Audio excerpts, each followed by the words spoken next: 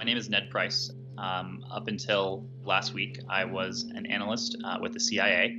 I held different positions with the agency, most recently as the spokesperson for the National Security Council. Obviously, I can't speak for the entire Central Intelligence Agency workforce. I do keep in touch with some of them, and I can say that there is a strong feeling of demoralization. One of the culminating events was President Trump's visit to CIA headquarters on his first full day in office. I am so behind you, and I know maybe sometimes you haven't gotten the backing that you've wanted, and you're going to get so much backing. It turned into a campaign-style event. The reason you're my first stop is that, as you know, I have a running war with the media.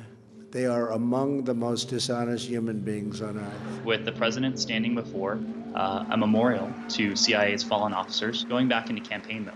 And I think for many officers of the CIA, certainly myself included, that was a truly demoralizing moment, and certainly one that I never expected to see. Well, I wouldn't argue with the notion that every president brings his own people with him. That is a prerogative of the President of the United States. What I think is different and unique about this president and his team is the unwillingness of those new members, many of whom have little or no experience in the foreign policy realm, their inclination to tune out the intelligence analysis that has been presented by them by career professionals who have worked both for Republicans and for Democrats. I worked proudly under President George W. Bush. I worked proudly under President Barack Obama. I saw how both administrations under which I've worked have valued that input from the intelligence agency. Granted, it's not the only input.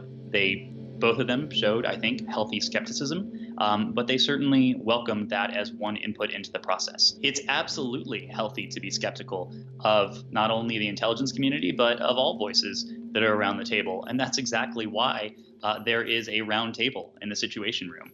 Principals from various departments and agencies, from the Department of State, Department of Defense, from various entities of the intelligence community, military, and others sit around a table and debate policy options. And CIA and the broader intelligence community typically withdraw when it comes to policy discussions. They present the options, they present the intelligence, they occasionally present a recommendation, but then it's really a policy discussion. And so certainly we have seen the CIA and the intelligence community err in the past. I think the most notorious example of that, and one that President Trump himself has raised, is the 2002 assessment of Iraq's WMD. The CIA, the intelligence community, has held itself to account.